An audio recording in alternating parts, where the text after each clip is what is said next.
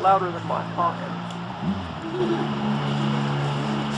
That was, for that particular gun, a half charge of powder. Service charge for this gun is 1 pound. That was 8 ounces. And no projectile. With full charge and a projectile, obviously it's going to be louder, and that gun is going to jump up in the air and back in its recoil. About the question, do you ever fire live here? No. The range of that gun is in excess of 3 miles, and we don't have a 3-mile range anywhere in this park. No, we don't.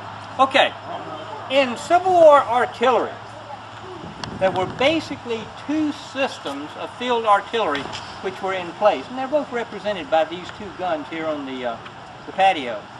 The older system is represented by this gun, and I guess one of the simplest, we got the green guns and the black guns, but the green guns are bronze. Back then they would have been shiny. 100 years of sitting out, plus 150 years of sitting out in the weather, you have a nice green patina on there protecting it. This one's black because we paint it. It's an iron gun, so you have to paint it to keep it from rusting. But the older system is what's called a smoothbore. If you look inside that barrel, you'll see that it's smooth all the way from the muzzle, as you open it in front, all the way to the breech, which is the rear portion of that the barrel. The type of projectile that it fires is your traditional cannonball. It's the round solid shot. This happens to be a 12-pound solid shot. That is a 12-pound light gun howitzer, more commonly called the Napoleon, one of the most popular guns used throughout the American Civil War. Been brought into service in 1853, or that style. Now what this is just a solid round ball. It's about the same size if you ever put the shot in high school. This is what you put. You can put it further with that gun. It consists of the ball, a wooden cup called a sabot, and tied to that would be the powder charge, in this case 2.5 pounds of powder. Loaded in one lamp ramming motion, powder bag in first, ball to the front. Now the simple question, what are you going to do with a solid shot? Now some of us remember a movie out a couple of decades ago called The Patriot.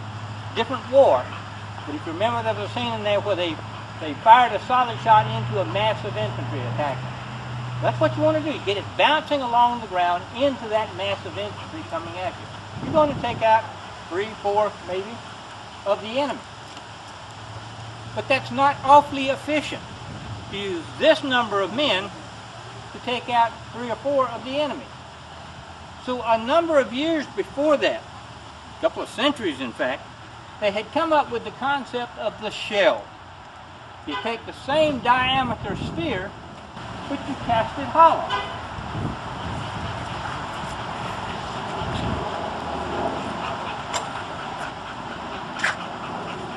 Thus, it's a shell. In the outer casing, you affix a fusing device. The idea is, you fire it, the flame of the propellant charge wraps around the ball as it's leaving, lights the fuse, which has been cut to burn the pre-measured amount of seconds that you want it to burn in air. And what we're going to try to achieve is an airburst about head high just in front of the oncoming enemy, so that the momentum will carry all the fragments into a greater number of the attacking force. And that's pretty well state-of-the-art for quite some years. But in the 1790s, an Englishman said, we can do better than that. So he got to working on it. He said, all right, let's cast the outer shell even thinner. Let's put just enough of a powder charge in fusing device to blow it apart, and let's fill up the rest of that void with musket balls. Now when we explode it about head high, just in front of the enemy, not only are you going to have the fragments of the shell proper, but you're going to have all those musket balls plowing into a greater number of folks. So a much more effective anti-personnel round. That Englishman, by the way, his name was Henry Shrapnel, and he was with the Royal Artillery. He was knighted for his services. So the British called this the shrapnel shot. We called it over here the cased shot. So we have solid shot, common shell, and cased shot, all of which can be fired from that type of weapon right there. Now, the newer system that comes into vogue by the American Civil War. One of the things that's happening worldwide is increased industrialization. We're entering an industrial age. The British, the French, ourselves, the era that would subsequently become the nation of Germany. And as part of this industrialization, new factories, new techniques, particularly new techniques in metallurgy.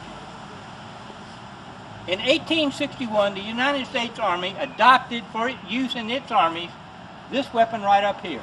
This is called an ordnance rifle. It's made out of wrought iron. It's made by the Phoenix Iron Works in Phoenixville, Pennsylvania. They had the exclusive design and everything to it. But if you look inside its barrel, you will see lands and grooves going down the inside of the barrel. It's rifled. And it shoots this type of projectile. A pointy projectile, if you would. The term that they used was cylindro-conical. It's bullet-shaped. It can be a solid shot, in which case it's called a bolt. Knock things down with it. It can be an exploding shell, common shell, case shot. It can have a timed fuse. It can also have, as does this one, an impact fuse that explodes when it hits something. So, technologically, we're really stepping it up with this weapon here. But the real difference is maximum range on this gun, a mile, effective range a half mile or less. Maximum range on this gun in excess of 3 miles. Basketball, arch it into a shot, put it in there. Football, get it going, spinning on a flatter trajectory, greater distance, greater accuracy.